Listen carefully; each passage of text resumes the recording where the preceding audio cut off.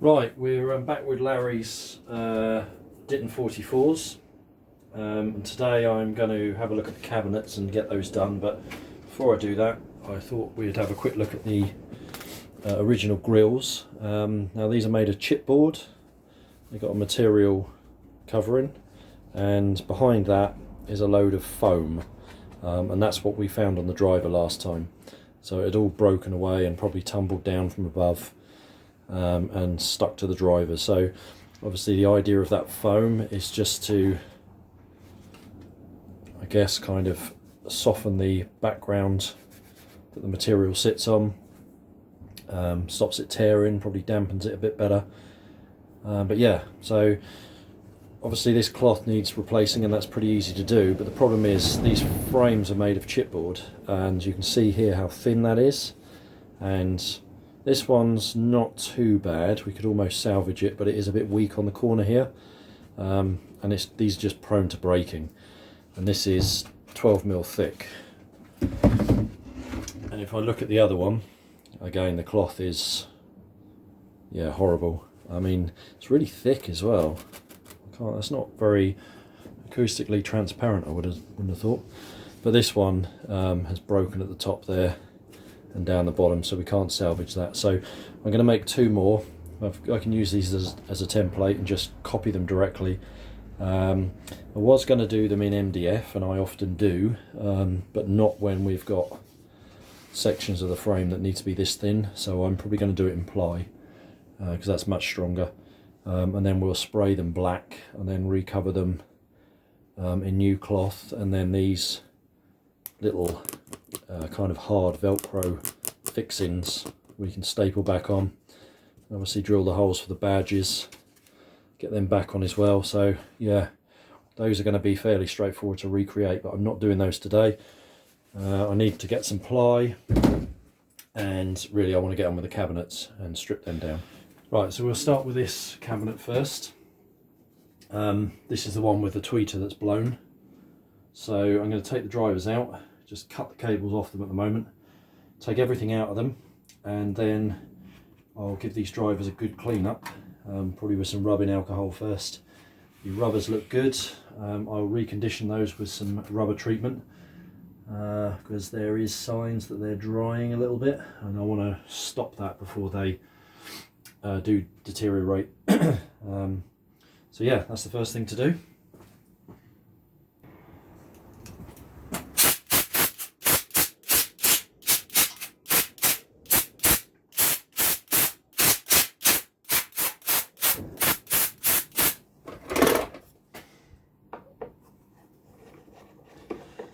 So the front baffles on these, I'm going to respray again. I also need to check the cabinet as well, because I think it's beginning to open up here and there. Just the cabinet's made of chipboard, and that's so prone to soaking up moisture, and I think these have had yeah, a bit of moisture damage to them just where they've been stored. But we will do our best to salvage them, get them back up and running again to their former glory. And I think today as well I'm also going to take the crossovers out, and I'm going to replace all the capacitors on them, because I've repaired a lot of these speakers, and the capacitors yeah, on the mid-range and the tweeter circuit are always in a bit of a poor way. So yeah, we'll just replace all those crossovers, and the woofer, yeah, we'll do those as well. They're never too bad, normally because they're sort of higher value. They can sort of swing out of tolerance a little bit, and it's not that noticeable. But when you get into small values for mid-range and tweeters, you know, in the 4 to 6 microfarad range, yeah, you can 5 and 10% or a few microfarads out is a big thing. So that's a mid-range. I mean, it looks pretty good. Spider hasn't come detached or anything. The paper cone, which is got this doping on it, like a treatment to kind of plasticise it. That's all in good nick. The rubber looks good. The basket, no corrosion on that. Magnet a little bit, but it's not uncommon and it's not a problem. So yeah, the motor structure is pretty good. Yeah, I'll DC resistance test all these to make sure they're good. No rubbing on the cone. What I will do, and I have done, is make a mark on each of these as to which way up they were in the cabinet, because when I put them in, I'm going to turn them 180 degrees when they go back in, because these drivers are probably sat in these cabinets for, I don't know, 50 odd years, and sometimes the cones sag a little bit, so just turn them around, and that can remove the rubbing. Yeah, so mid-range out. These 44s are always an interesting speaker. I think this is probably the 6th pair physically I've had to repair, and every set there's something different on them. I mean, this one, silly little thing so far, the mid-range is held in with these flat screws, whereas all the others are, you know, Phillips or Posi screws. This particular model is the first model I've come across where all the inductors on the crossover are air cored. 9 times out of 10 the others, some of them are iron core, especially on the woofer and the lower mid-range. So yeah, I'd say this is probably one of the better performing ones because of the air core inductors. I mean, that's quite an expensive thing to do on the woofer circuit. Right, so big boy woofer's out. So that is a Celestion Roller Celestion T1600 paper cone, treated again. I mean, it looks nice. The rubber's not bad. There's nothing that's dried out on that. Obviously, I need to get the rest of the foam off carefully, but the spider is still nice and supple. It hasn't come loose or anything. Cone looks good. Basket looks good. Magnet, you know, the back of this is aluminium, so you're going to get a bit of corrosion underneath the lacquer. But yeah, very good woofer. And you can still pick these up second hand. A pair of them tends to be about 100 quid. So yeah, again, we'll clean this up, resistance test it, and good to go. Right, so let's get all the foam out. What I'm not going to worry about is muddling up the drivers and the crossovers between these two speakers, because we are renewing pretty much everything on the crossovers apart from the inductors. The tolerances on these old drivers, yeah, it's not going to matter. So, right, foam out, round pieces in the mid-range. I'll quickly show you this.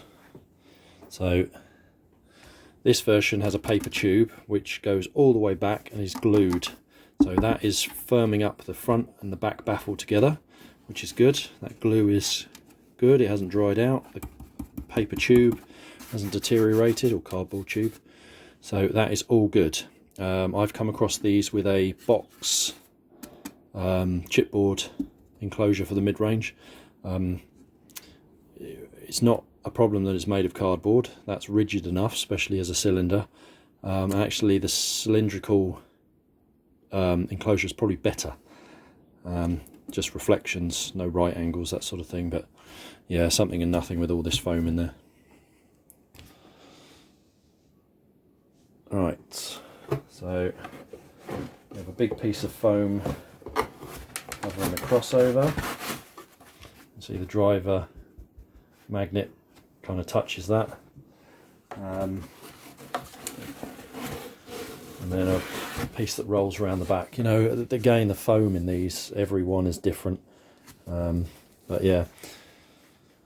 So we've got those out, and then we have the crossover inside. And there are two pieces of foam up the top, but I think I'll leave them in because they are always a pig to put back in, so they can stay, and we can just put some cardboard in the tweeter hole to stop any spray paint or anything getting in there. Yeah, sorry, I was wrong.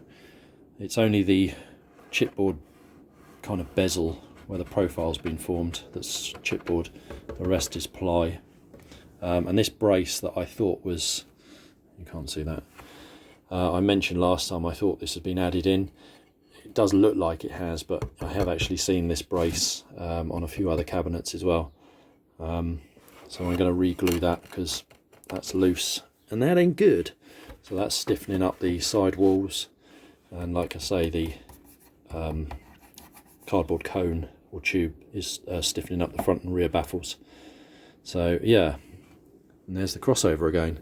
Like I say, look, all air core inductors. I mean, this is, of all the 44 crossovers, this is going to be one of the best. Normally you see iron core on the woofer, and really the lower frequencies, that's not too much of a problem. We have a cluster of capacitors here.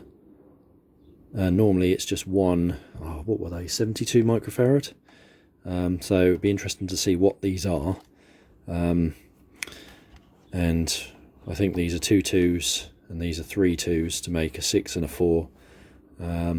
We got there, yeah, 6 microfarad, a 24. Normally there's a 6 or an 8 in parallel with that, so that's unusual.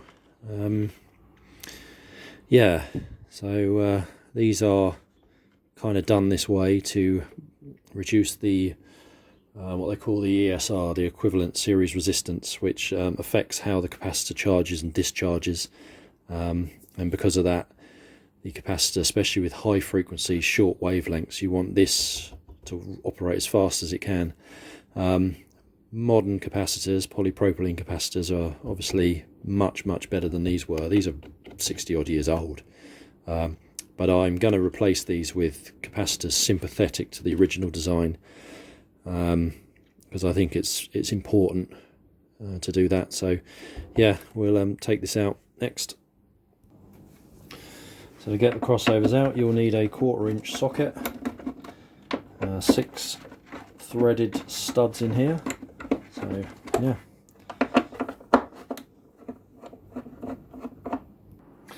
right, so this is the crossover out. Now, the eagle-eyed amongst you might have actually seen this at the top there,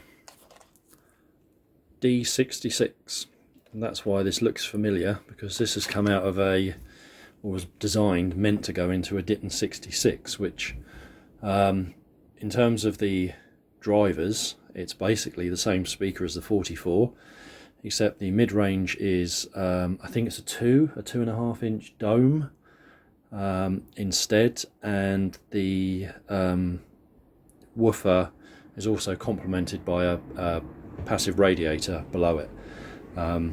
The 66 I think was the top of the range model, and that probably explains why we've got these really good components, air core inductors instead of iron core.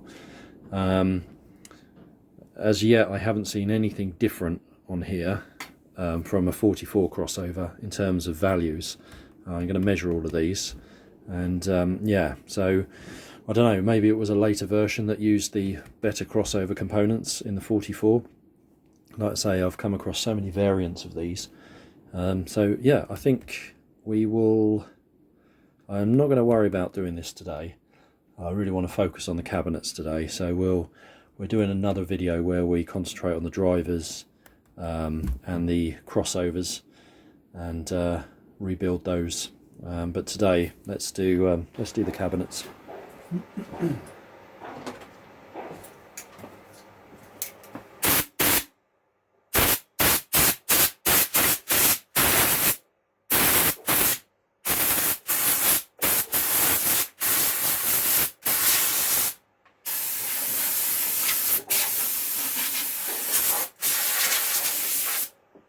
Right, first things first is to give these a really good clean, and we can really see what we're dealing with.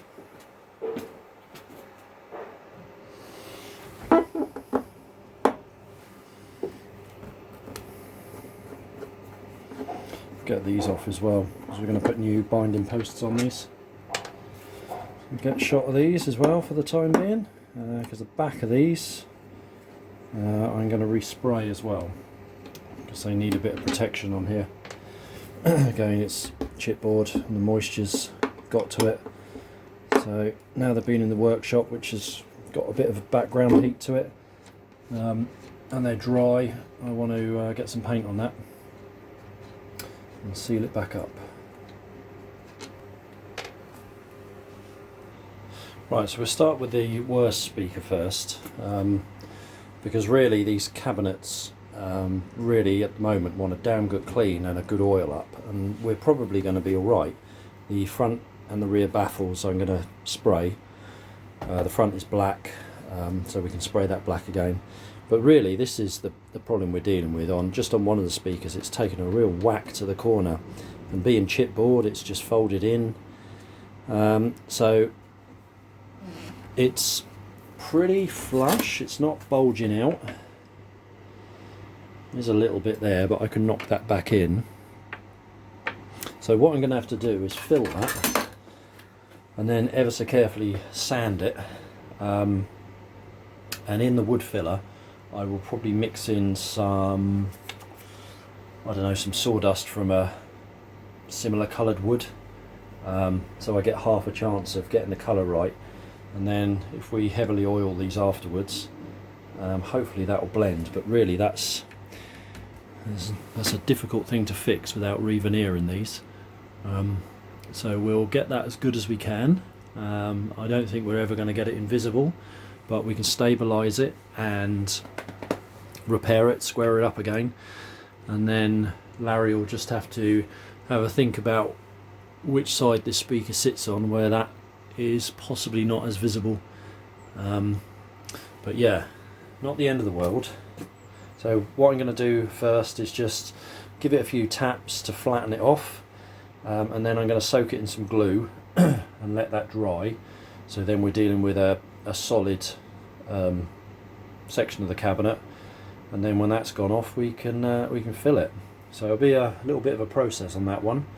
But yeah, actually before I do that, I'm just going to give them a damn good clean. Right, so I've brushed the fronts, the backs, the sides, everything. I've really gone at them with compressed air, which is a great thing if you have a compressor, especially for blowing all the muck out from the inside of the cabinet. So yeah, good clean with some rubbing alcohol.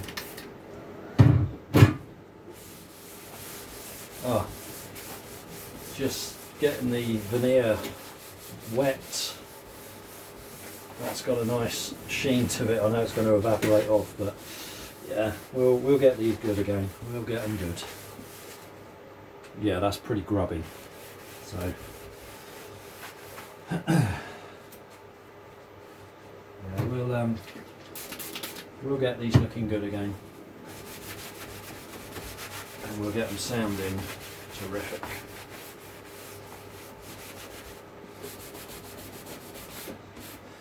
Yep, that's good.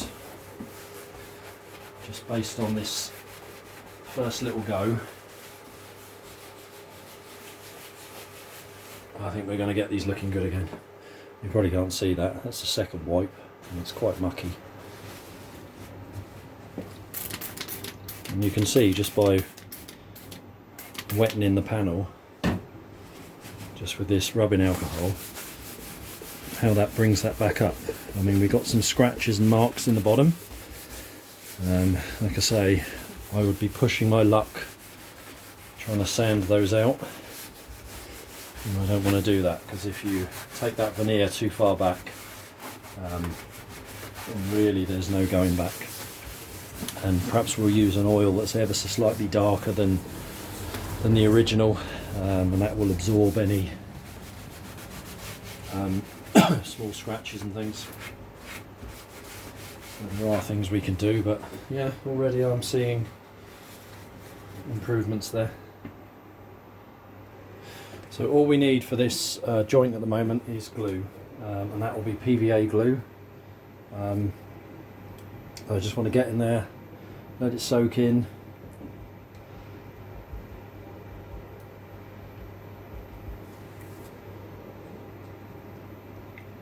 And that will just stabilise all the loose fibres, and then we can fill it. Right, so there are a couple of areas, a couple of nicks where I'm going to fill as well, and as you can see I've done that quite carefully, so when I do come to sand it, it's going to be minimal, and also I'm not really going to have to hit the veneer as well. So yeah, there's a couple of little nicks like that I'm just going to repair. This wood filler I'm using dries a similar colour actually, so we might be doing pretty well with that. So I've got another little nick in that bottom corner there that I'm going to do as well. And then this is the better cabinet. This one is actually then okay. So yeah, not too bad. So the other thing we needed to do was just to glue in that centre brace. So I'm going around that with some PVA as well, and yeah, they won't rattle around anymore. So yeah, just a simple repair on that as well. So yeah, we're getting there. Right, slight change to my plan because I'm waiting for the glue to dry before I can do any more to those cabinets, and the filler to dry.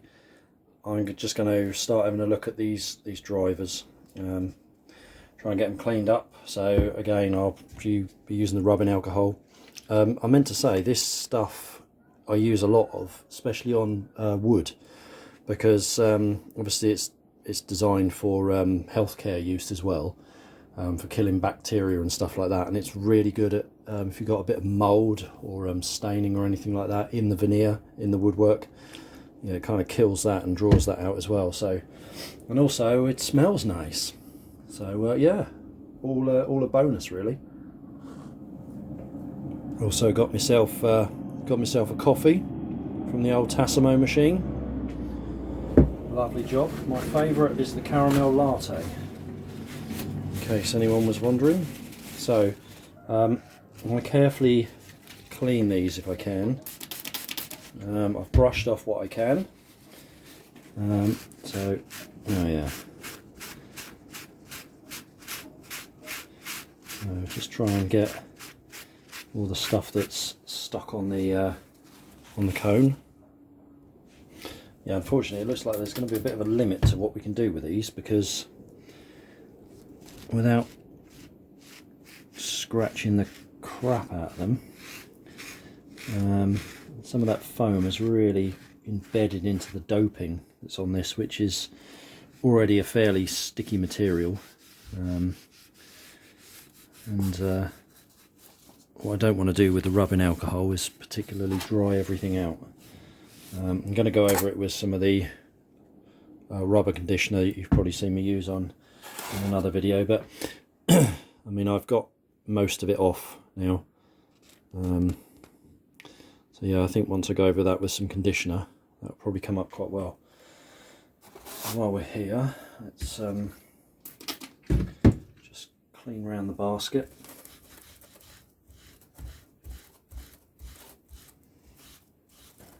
I did have quite a bit of sticky residue around that as well. It's coming off nicely.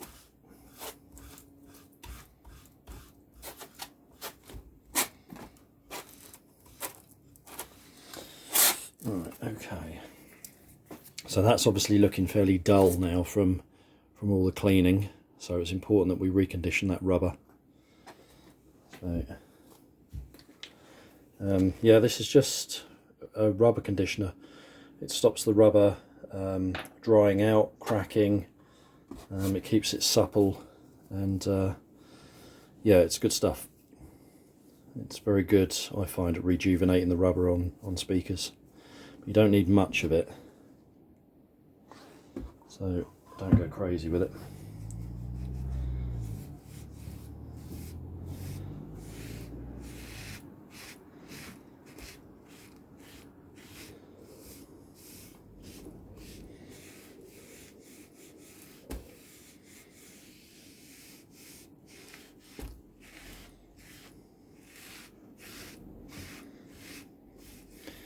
And just be a bit careful with the material you use to put it on as well. You can probably hear that that's catching and pulling the threads on the cloth I'm using. Once it dries off a bit, that's not really an issue, but yeah, lovely. Yep, no cracks in that. Obviously be careful doing it. It's a paper cone, whilst it is a cone and it's a fairly solid structure in one direction, you can damage it. But can you see that? It's come up pretty well. So I think that's the extent of what we need to do with these. Clean them up as best we can. Get most of the foam off them. Okay. Right, so on the other one there's next to no foam on here at all. So I'm just going to clean the rubber.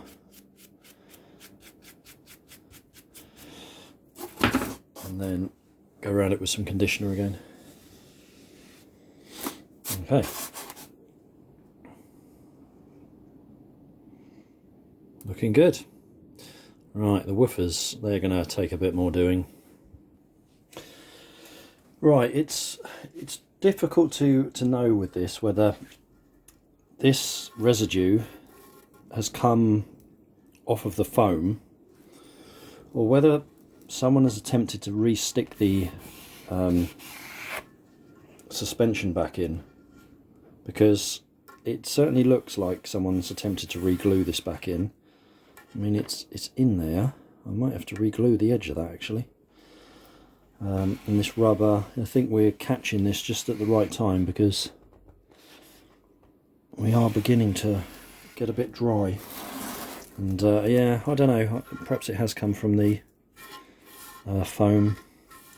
But yeah, I think I'm going to have to scrape some of this off rather than try and get it off with rubbing alcohol to start with. So I'm not going to bore you with me scraping that off, but I'm going to use a blunt Stanley knife blade to do that.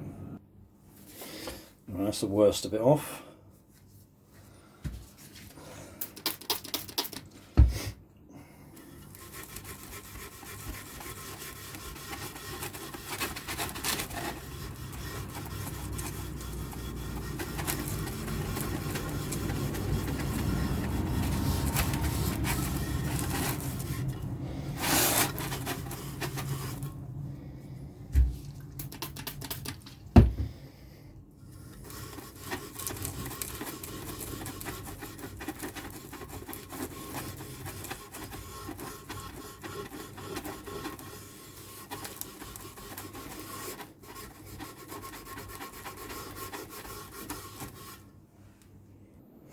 Right, I think that's as far as I can go with cleaning this, because otherwise we're going to end up doing a bit of damage and we don't want to do that.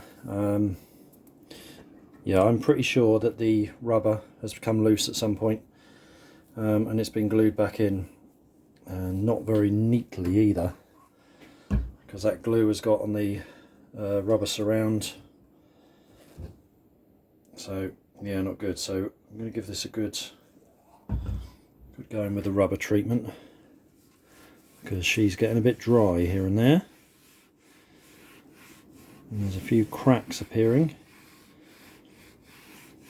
So, but it's still okay, so I think we've caught it in time.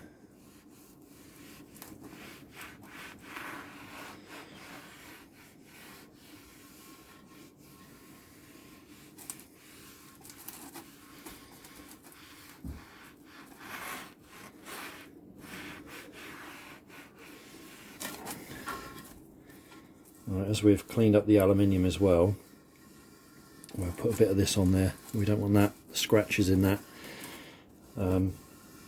corroding. Yeah, she's good again. No rubbing. Yeah, all good. I say with these older speakers, make a note of where you took the driver out, where the top was, and then when you put it back in, turn it 180 degrees, just in case there's any cone sag, especially with these bigger drivers. You know, they sit that way for long periods, and gravity takes an effect on them. So just rotate them 180 degrees, and yeah, all should be good. Right, so this is by far the worst of the woofers, we've got all of this foam still in there, so I'm going to just carefully brush that out. Other than that, the cone is pretty good.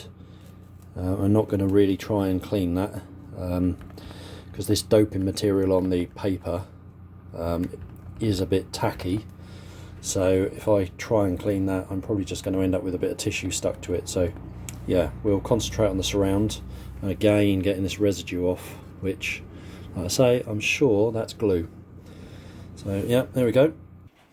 Right, so same as the other, I've scraped off that muck around the side. Yeah, I'm 99% sure that's glue.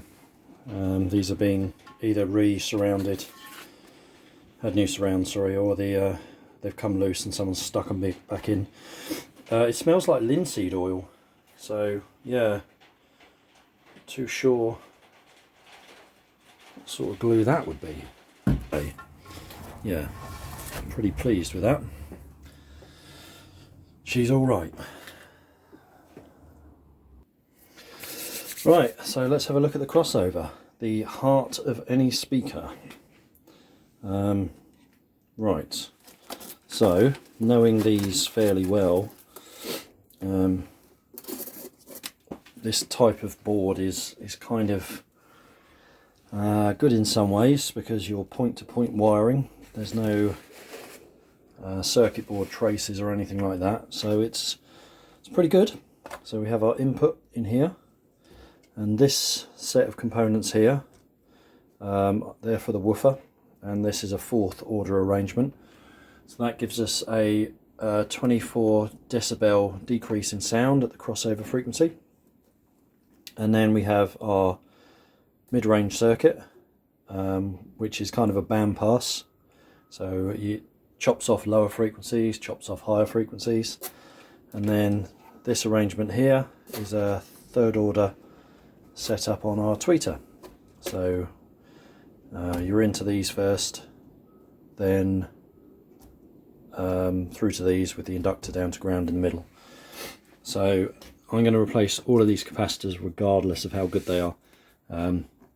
So for laughs we'll measure them, but I'll take them off anyway. That pi capacitor there was made in August 73, 3 years before I was born. So if that's as ropey as I am, then we're in trouble. We got a 6 microfarad L cap there. The L caps were quite good in their day, I think. And then we got a cluster here. I don't know what they are. I think the originals were 72. This is the first time I've seen a cluster of 3 on the woofer circuit. So they're really going for it. And yeah, again with the tweeter caps, we'll take those off as well. So I really want to measure the inductors because we're obviously keeping them. The chances of anything being wrong with these is really remote. Again, the eagle-eyed of you will notice that we have an iron nut and bolt through the middle, which, you know, really we wouldn't want to do that. We'd probably put a cable tie around it or maybe glue these down, but yeah, there we go. These are pretty good. So yeah, we'll dismantle this, do a bit of measuring up, and then make a list of the parts we want and get them ordered up.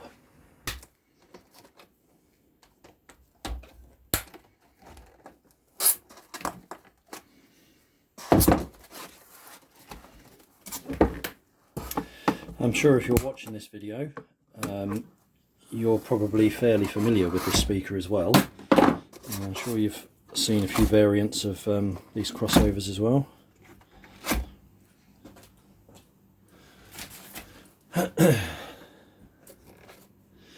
Right, so let's take these off. Is my iron hot yet?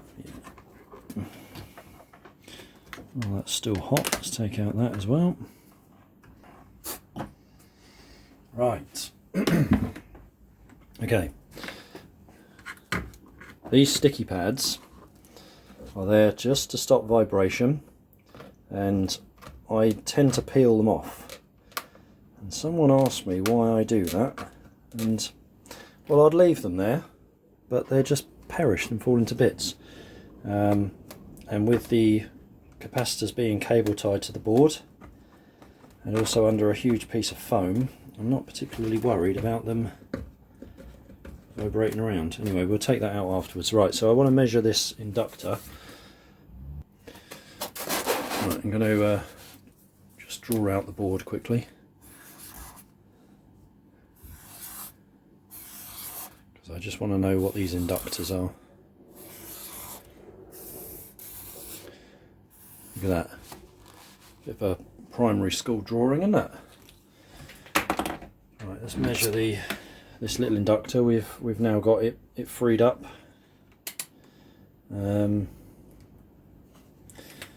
That is going to be quite a small value, I would have thought. 0.61.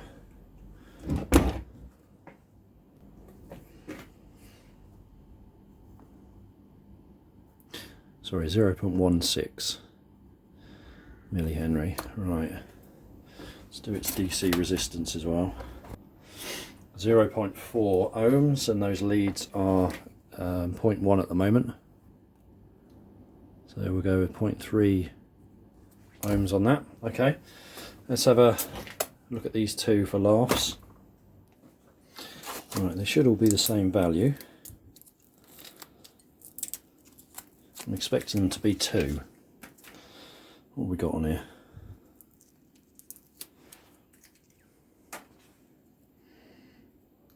Yeah, 2 microfarad. And same with that. So we are expecting that to be 4.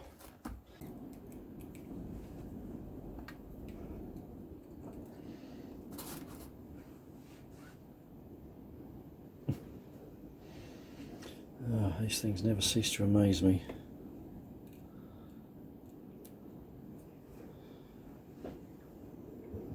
Right, so on that we have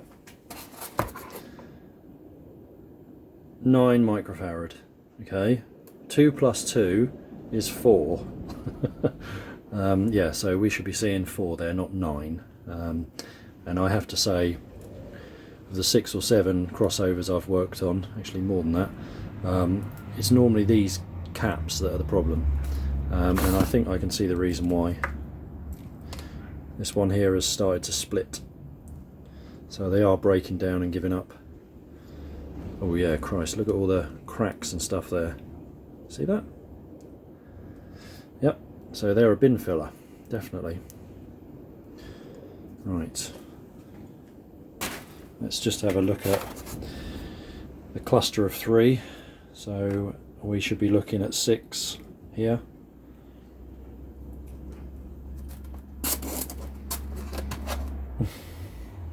Yep, okay, 14.6. And when components go out of tolerance like that, that tweeter is going to see quite a lot of low frequency, much more than it should do. It might be the reason why the original tweeter went pop. I wouldn't be surprised. So yeah, if you have a pair of these, get this checked, because they can do some damage. Yeah, so 2, 2 and 2, and yeah, again look, all the cracking. So they are, yeah, proper knackered.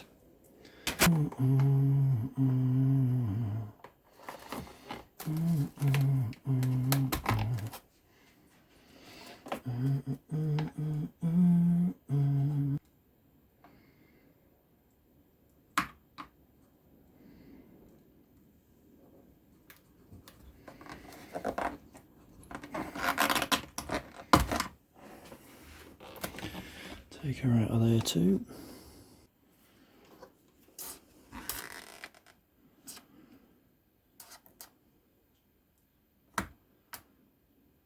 I'm going to cut that one actually, because then I've got something to easily solder to. Remember, keep your iron clean.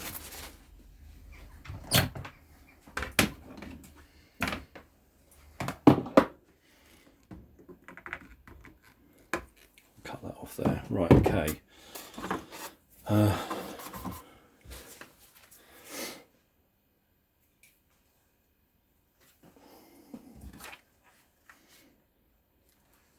Right, while we're on the capacitance scale.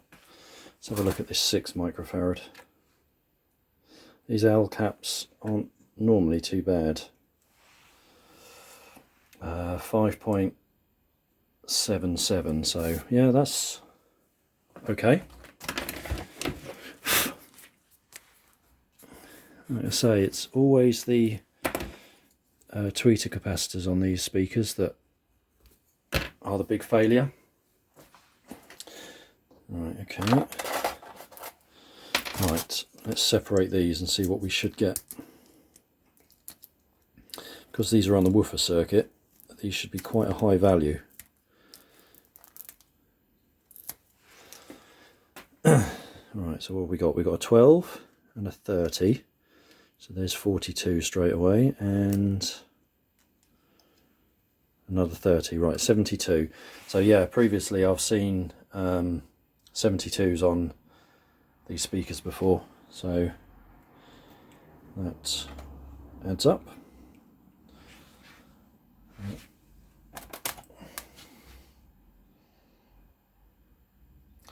66.4. Yeah, that's a bit far out. Still within 10%.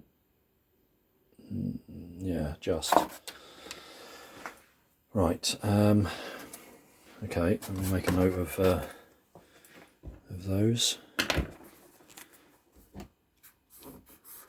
So we want 72 on that. Again, we might have to make that up with smaller values. Not the end of the world if we do. Right, and then we got this cluster that was in the middle here. I think these were the same.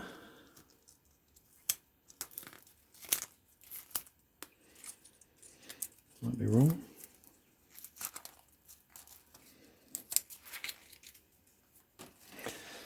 So we have a 30, a 30 and a 12, yeah, so again 72.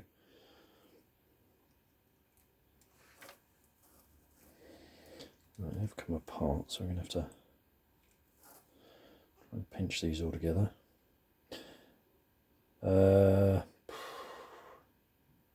70.1, yeah, so that's pretty good.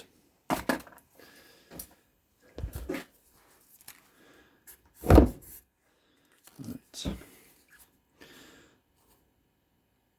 it's meant to be 72. Although I'm measuring these, I'm not going to go out and buy a load of capacitors based on these measurements. Right, and this pi cap should be 24. 17.3.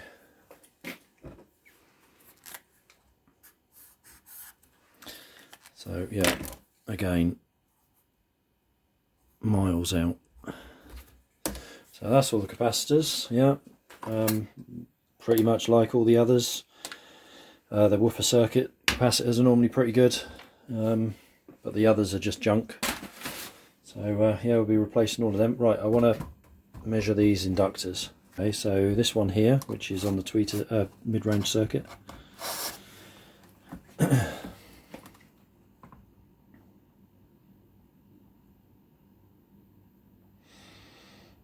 0.66 millihenry.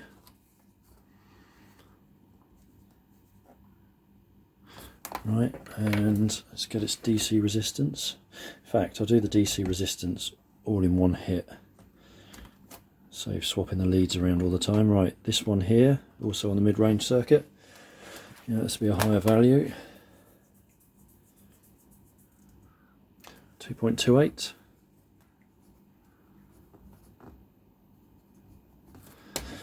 Okay. And then we've got these two on the woofer circuit. Yeah, physically these are similar sized. You can probably see that. And we've got a very similar reading, 2.24. Little things like that kind of reassure you with your readings you get in. And last of all, larger one, 3.74. So yeah, happy with all of them.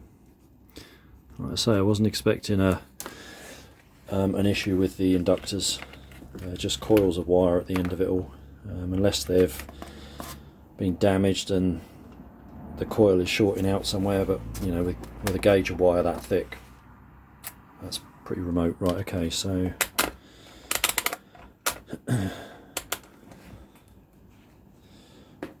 okay, so my leads are 0.2 at the moment, so that is 1 ohm dead.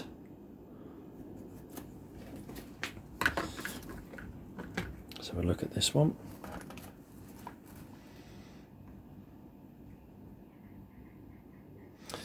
Let's say 0.9 ohms on that one.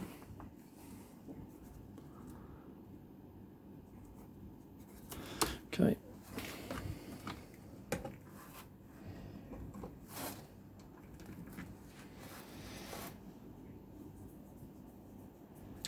Let's go with 0.5 on that one, so that's the top one there, isn't it? 0.5. And this bottom one should be similar to that one.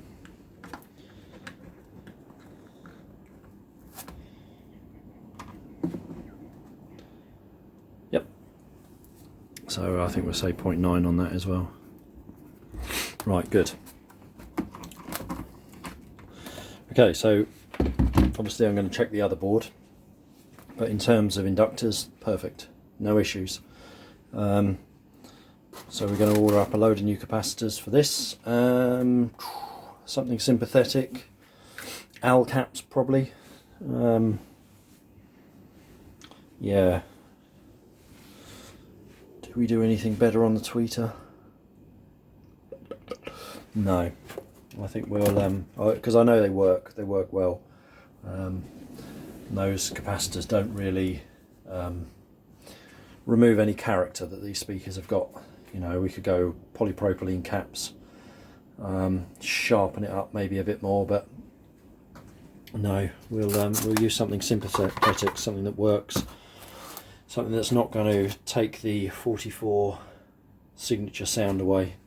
But yeah, right, I'm going to clean this up now, and then I think we'll quickly measure the resistance on the drivers.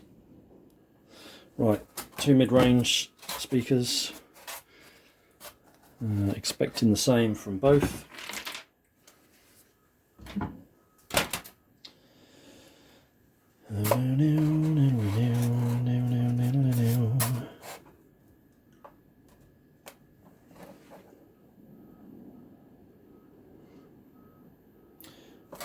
Yeah, 4.4. Just see where my leads are at the moment.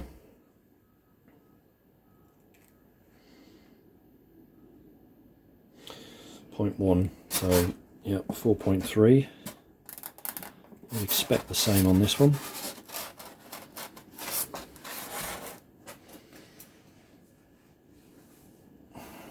A little higher.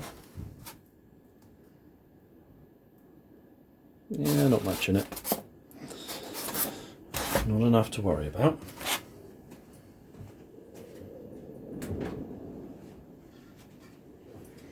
Right, woofer number 1.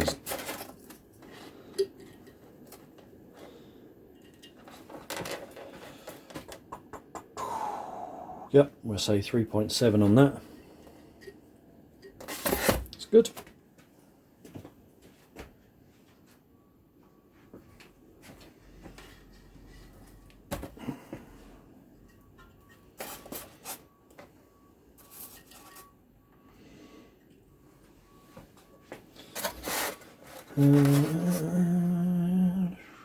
Yeah, say 3.7 on that one as well.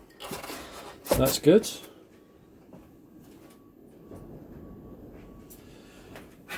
And we only have one working tweeter at the moment. Now I've seen 4 ohm and 8 ohm versions of these. So yeah, I really need to know what this is, because we do need to get another one of these.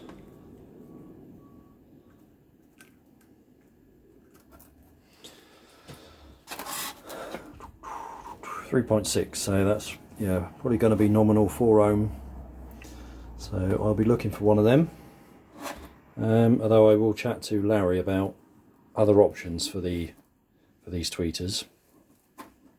These are a very good tweeter and very well renowned.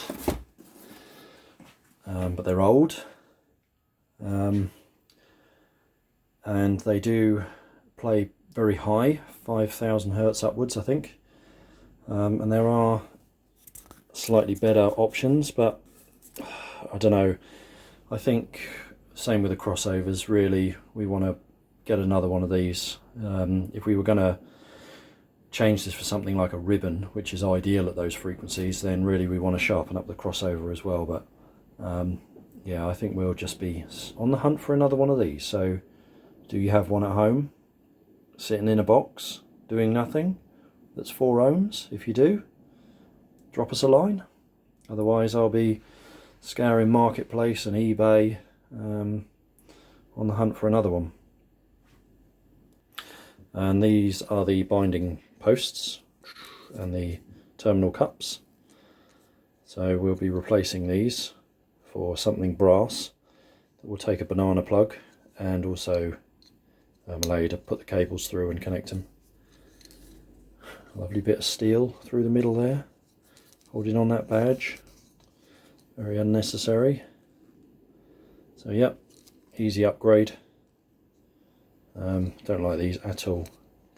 Horrible things, and often this plastic is brittle and breaks. So yeah, right. So new parts, cabinets. Can't do any more until they dry. So I think the next video we will finish the cabinets. So spray them, oil them, flatten off the filler obviously first, and then rebuild the crossovers with our new capacitors and reassemble them, and then the grills are left to do, but I'll try and do those in between and stick them on the next video. So yeah, we're getting there.